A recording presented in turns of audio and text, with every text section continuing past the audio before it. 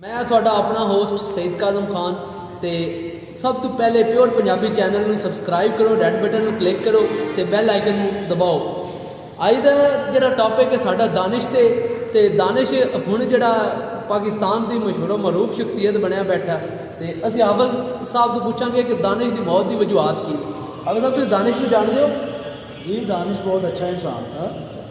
दानिश अक्सर हमारे ओरिएंटल में आया करता था, कभी चाय लेके आ रहा है, कभी बिस्कुट लेके आ रहा है, कभी तो हम उससे बैठ के हाफिज़ जी ਤੁਸੀਂ ਕਿਹੜੇ ਦਾਨਿਸ਼ ਦੀ ਗੱਲ ਕਰ ਰਹੇ ਹੋ? जी, दानिश बच्चा यहाँ पे चाय लेके आता था और बड़ा जी हाफिज़ जी ਅਸੀਂ ਉਸ ਦਾਨਿਸ਼ ਦੀ ਨਹੀਂ ਗੱਲ ਕਰ ਰਹੇ, ਅਸੀਂ ਉਸ ਦਾਨਿਸ਼ ਦੀ ਗੱਲ ਕਰ ਰਹੇ ਜਿਹੜਾ ਮੇਰੇ ਪਾਸ ਤੁਮ ਉਹ ਡਰਾमे ਦੇ ਵਿੱਚ ਮਹਿਵਿਸ਼ ਦੇ ਨਾਲ ਜਿਹਨੇ रोल अदा किया। अच्छा जी, उस दानिश का जी हमें बड़ा अफसोस हुआ है और उस अफसोस की आपने एक नज़र देख लिया कि ओरिएंटल में सब ने नए कपड़े पहने हैं और सबके चेहरों में मुस्कुराहट है। उसकी मौत को लेकर ही सारे बड़ा एक खुशी वाला जो थे माहौल। हाफिज़ जी दानिश को हार्ट अटैक क्यों आया? दानिश की हार्ट अटैक आने की वजह की बनी? जी वजूहत बहुत सी हैं। दानिश जी गाय का दूध पीता था, अगर वो डब्बे वाला दूध पीता तो शायद इसको ना आता। और जी अगर वो सिगरेट जो सी कैप्टन की पीता था, डैनियल पीता तभी उसको हार्ट अटैक नहीं आ सकता था जी। और इसी तरह भी जैसे कि इस वक्त इसका गोल का छिलका इस्तेमाल करता तब भी उसको हार्ट अटैक नहीं हो सकता था। हाफिज़ जी इस गोल के छिलके का हार्ट अटैक नाल की तल्लुक है? दरअसल वो गंदा घी इस्तेमाल कर करके जी उसका मैदा ख़राब हो गया था और जिस वजह से जी उसको ये बीमारी दिल की उसकी जी खून की सर्कुलेशन बहुत कम हो गई थी, जो वहाँ तक पहुँच नहीं सकी। हाफिज़ जी मियां नवाज शरीफ के हार्ट अटैक हार्ट का मसला सी, उन्हें भी तो प्लेटलैट्स वगैरह का इशू बनया है। दानिश का जो है हार्ट अटैक है इन्हें भी प्लेटलैट्स वगैरह का कोई नहीं इशू बनया। ਇਹ ਤੇ ਜੀ ਤੁਹਾਨੂੰ ਖਲੀਲੁਰ ਰਹਿਮਾਨ ਕਮਰ ਸਾਹਿਬ ਬਹੁਤਾ ਚੰਗੀ ਤਰ੍ਹਾਂ ਦੱਸ ਸਕਦੇ ਨੇ, ਕਿਉਂਕਿ ਮੇਰਾ ਜਿੱਦਾਂ ਖਿਆਲ ਹੈ ਕਮਰ ਸਾਹਿਬ ਖਲੀਲੁਰ ਰਹਿਮਾਨ ਸਾਹਿਬ ਜਿਹੜੇ ਨੇ ਉਸ ਟਾਈਮ ਪਲੇਟਾਂ ਦੀ ਲੋਡ ਹੋ ਗਈ ਖਾਣਾ ਖਾ ਰਹੇ ਹੋਣਗੇ ਉਹ ਤਾਂ ਕਰਕੇ ਉਹਨਾਂ ਨੇ ਉਹ ਪਲੇਟਾਂ ਉੱਥੇ ਨਹੀਂ ਪਾਈਆਂ। ਅੱਛਾ ਹਾਫਿਜ਼ ਜੀ ਮੈਨੂੰ ਤੁਸੀਂ ਇਹ ਦੱਸੋ ਕਿ ਮੀਆਂ ਨਵਾਜ਼ ਸ਼ਰੀਫ ਦੇ ਹਾਰਟ ਅਟੈਕ ਤੇ ਦਾनिश ਦੇ ਹਾਰਟ ਅਟੈਕ ਵਿੱਚ ਕੀ ਫਰਕ ਹੈ?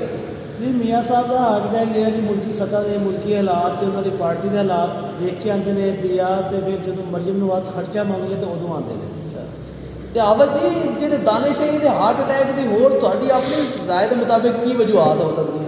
जी मेरा जितना ख्याल है जी दानिश का जो है ना जी हालात जो होए ने वो जी फायदा ब्यूटी क्रीम का मैं समझना है जी बहुत एक रोल प्ले किया जो ने अगर मैं भी फायदा ब्यूटी क्रीम का इस्तेमाल घट करती तो दानिश बच सकता। अच्छा फायदा ब्यूटी क्रीम तो उन्हें की तलक है हार्ट अटैक के जो मैं भी गई सी उदों नहीं इस्तेमाल करती सी, हुण जो जो आई है तो मैं फायदा ब्यूटी क्रीम इस्तेमाल करती सी, रंग गोरा हो गया सी पूरा ਤਾਂ ਕਰਕੇ ਵੀ ਹਾਫਿਜ਼ ਜੀ ਤੁਸੀਂ ਮੈਨੂੰ ਇਹ ਦੱਸੋ ਕਿ ਜਿਹੜੀ ਮਹਿਵਿਸ਼ ਹੈ ਉਹ ਦਾनिश ਨੂੰ ਛੱਡ ਕੇ ਕਿਉਂ ਗਈ ਸੀ? वो जी दानिश से खर्चा बहुत मांगती थी जी, जिस वजह से दानिश जो उसके खर्चे अफोर्ड नहीं कर सका और वो छोड़ के चली गई। तो क्या केड़े खर्चे मंगती थी वो दानिश को? जी दानिश इसको ला के देता था तिब्बत की करीब और वो मांगती फायजा ब्यूटी करीब। इस बात पर जी फिर उसने जो शेवार्ड ने उससे कहा कि मैं तुम्हें ला के दूँगा, इसलिए भी वो उस शेवार के साथ चली गई। अच्छा ਜਦੋਂ ਦਾनिश ਫੈਜ਼ਾ ਮਹਿਵਿਸ਼ ਨੂੰ ਮਿਲਿਆ ਉਸ ਤੋਂ ਬਾਅਦ ਅਚਾਨਕ ਉਹਨੂੰ ਹਾਰਟ ਅਟੈਕ ਕਿਉਂ ਆ ਗਿਆ? ਉਹ ਜੀ ਉਹ ਵੇਖ ਕੇ ਉਹਨੂੰ ਹਾਰਟ ਅਟੈਕ ਆ ਗਿਆ ਸੀ ਕਿਉਂਕਿ ਜਦੋਂ ਉਹ ਗਈ ਸੀ ਤੇ ਉਹਦੀ ਰੰਗਤ ਦਾ ਬੜਾ ਫਰਕ ਸੀ। ਜਦੋਂ ਆਈ ਹੈ ਤੇ ਜੀ ਉਸ ਟਾਈਮ ਫਾਇਜ਼ਾ ਬਿਊਟੀ ਕਰੀਮ ਨੇ ਆਪਣਾ ਕਮਾਲ ਦਿਖਾਤਾ ਸੀ ਤੇ ਉਹ ਕਮਰੇ 'ਚ ਬਲਬ ਤੋਂ ਬਗੈਰ ਵੀ ਰੋਸ਼ਨੀ ਹੋ ਰਹੀ ਸੀ। ਉਹ ਇਹ ਵੇਖ ਕੇ ਹੈਰਾਨ ਹੋ ਗਿਆ ਸੀ ਕਿ ਇਹ ਕਿਹੜੀ ਟੈਕਨੋਲੋਜੀ ਆ ਗਈ। ਤੁਸੀਂ ਵੇਖ ਲਿਆ ਜਿਹੜਾ ਦਾनिश। ਅੱਛਾ ਮੈਨੂੰ ਇਹ ਦੱਸੋ ਤੁਸੀਂ ਹਾਫਿਜ਼ ਜੀ ਜਿਹੜਾ ਭੁੱਟੋ ਹੈ ਉਹ ਤਾਂ ਸੁਣਿਆ ਸੀ ਕਿ ਭੁੱਟੋ ਜ਼ਿੰਦਾ ਹੈ, ਹੁਣ ਸੁਣਿਆ ਲੜਕੇ ਜਿਹੜੇ ਨੂੰ ਨਾਰਾ ਲਾ ਰਹੇ दानिश जिंदा है, हर घर से दानिश निकलेगा, तुम कितने दानिश मारोगे जी? एक ही सीन है जी।